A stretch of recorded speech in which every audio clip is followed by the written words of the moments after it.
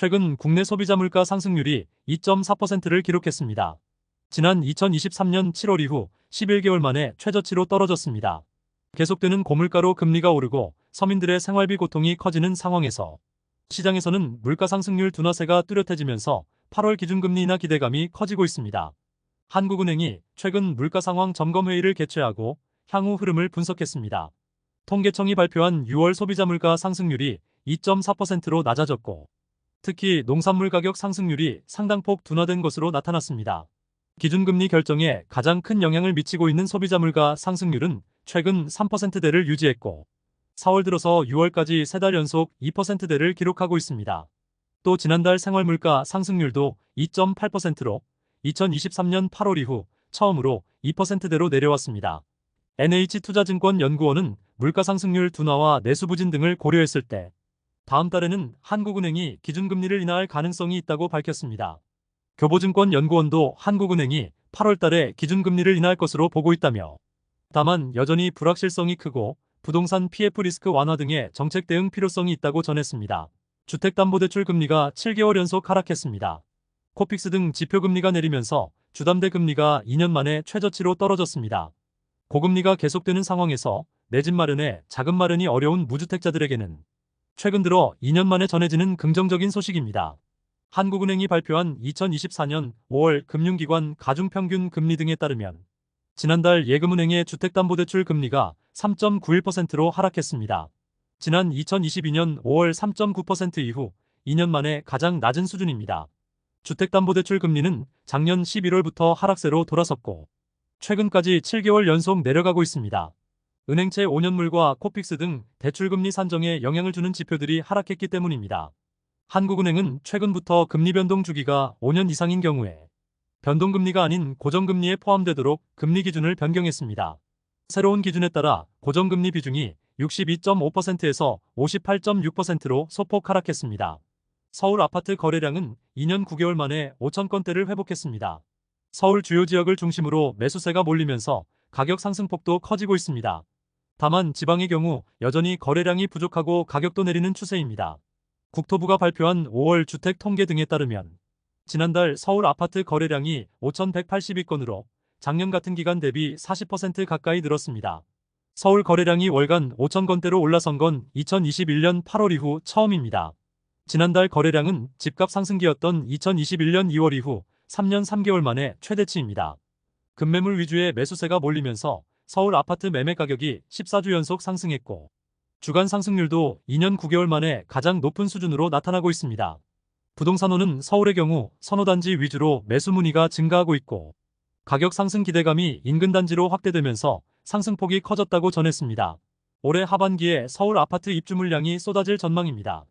입주 예정 물량이 상반기보다 대폭 늘어날 예정이며 신축 아파트 입주 시기에는 전세나 매매를 저렴하게 구할 수 있습니다. 집주인들이 잔금을 치르기 위해 전세입자를 구하는 경우가 많고 세입자를 못 구한 매물이 급매로 나올 가능성이 높습니다.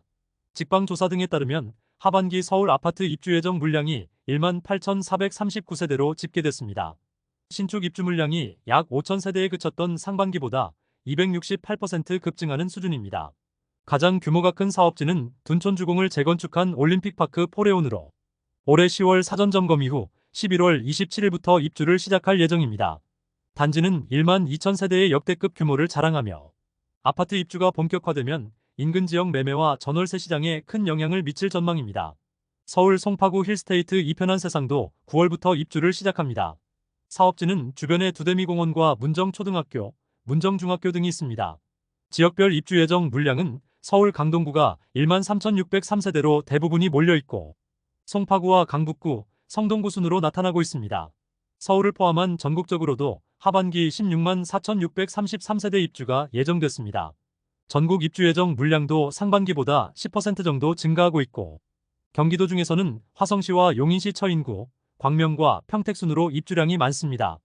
또 인천 서구와 경북, 대구와 충남도 신축 아파트 입주가 예정됐습니다. 주택시장 관계자는 지방의 경우 침체가 심각한 상황에서 입주까지 집중될 예정이라며 공급 과잉 우려가 심화되면서 주택가격 추가 하락이 예상된다고 전했습니다. 최근 서울 등에서 공급하는 무순위 줍줍 분양에 청약 인파가 몰리고 있습니다. 당첨되면 수억 원의 시세 차익이 예상되면서 로또 청약으로 불리고 있으며 청약 통장도 필요 없고 일부 사업지는 전국 누구나 당첨이 가능한 것도 장점입니다. 실제 청약홈에 따르면 올해 초 공급한 DH 퍼스티어 아이파크 무순위에서 새 가구 공급에 101만 명이 넘는 청약 신청이 몰리면서 역대 최고치를 경신했습니다. 특히 전용 59타입 1세대는 50만 명 넘게 몰리면서 청약홈 접속장애까지 발생했고 당시 최대 10억 원의 시세 차익이 가능하다며 관심이 집중됐습니다. 또 최근 진행한 성남시 이편한 세상도 전용 84무순위 한 가구에 20만 명 가까이 몰렸습니다. 다만 이 같은 로또 청약 열기는 일부 특정 사업지에만 해당되는 사실이라 주의가 필요합니다. 전국적으로 분양시장은 현재 계약자를 찾지 못한 미분양 상황이 심각해지고 있고 신축 분양 가격이 계속 오르면서 가격 메리트도 사라지고 있습니다. 전국 미분양 주택이 5개월 연속 증가하면서 7만 세대 이상 쌓여가고 있고 악성으로 손꼽히는 준공후 미분양도 1만 3천 세대 가까이 늘었습니다. 또 무순위 공급도 가격이나 입지 경쟁력이 낮은 곳은 철저하게 외면받고 있습니다. 서울 강서구 미분양 현장은 최근까지 17차례나 무순위를 진행하고 있으며 동작구 브랜드 아파트도 7차 무순위가 나오는 등 분위기가 심각합니다. 최근 정부와 여당의 금리 인하 요구 목소리가 커지면서 한국은행의 고민이 깊어지고 있습니다. 당초 예상대로면 미 연준의 금리 인하가 시작되기 전에 국내 금리 인하는 어려울 전망이지만 현재 시장에서는 한국은행이 미국보다 앞선 8월 금리 인하 가능성이 100%라는 의견까지 나왔습니다. 여당과 정부는 현재 한국은행에 연일 기준금리 인하를 요구하고 있습니다. 대통령실 정책실장은 방송에 출연해서 물가 상승률이 안정되고 있다라며 우리나라가 기준금리를 인하할 환경이 되고 있다고 말했습니다. 또 국민의힘 의원도 고금리로 국민들의 민생고가 커지는 상황을 고려할 때 미국보다 선제적으로 기준금리를 내릴 것을 고려할 필요가 있다고 밝혔습니다. 정부와 여당의 금리 인하 요구에 대해서 한은 총재는 금융위에서 독립적으로 결정할 일이라고 선을 그었습니다. 다만 시장에서는 현 상황이 한국이 미국보다 앞서 금리를 인하할 가능성이 높아졌다는 시각이 늘고 있습니다. 미국이 오는 9월 기준금리를 인하할 가능성이 높다는 분석에서 한국이 먼저 8월에 금리를 내릴 수 있다는 주장입니다. 시티은행 이코노미스트는 8월 기준금리 인하 확률을 종전 60%에서 100%로 높였다고 밝혔으며 NH투자증권 연구원도 국내 근원물가 상승률이 유럽 등보다 훨씬 낮은 수준이라며 한국은행이 8월 달에 선제적으로 기준금리를 내릴 가능성이 있다고 전했습니다. 국내 출산율은 대한민국 인구 소멸을 걱정해야 할 정도로 심각합니다. 전 세계 주요국의 합계 출산율이 1960년대 이후 반토막난 상황에서 대한민국은 8분의 1 수준으로 급락하면서 충격을 주고 있습니다. OECD 연구보고서 등에 따르면 1960년 3.34명이던 38개 회원국의 합계 출산율이 2022년에 절반 이하인 1.51명으로 역대 최저치를 기록했습니다. 더 충격적인 건 대한민국은 합계 출산율 6명에서 0.78명으로 추락했습니다. OECD 회원국 중 가장 낮은 수준이며 굉장히 심각한 수치를 기록하고 있습니다. 합계 출산율은 여성 1명이 평생 낳을 것으로 예상되는 자녀 수를 뜻하며 통상적으로 2.1명 정도가 되어야만 인구가 안정적으로 유지되는 수준으로 여기고 있습니다.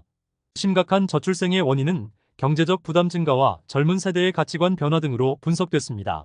보고서는 젊은 세대가 현실적인 어려움과 인식의 변화를 겪고 있고 경제적 독립과 고용시장, 주택시장에서의 정착에 더 어려움을 체감하고 있다고 밝혔습니다.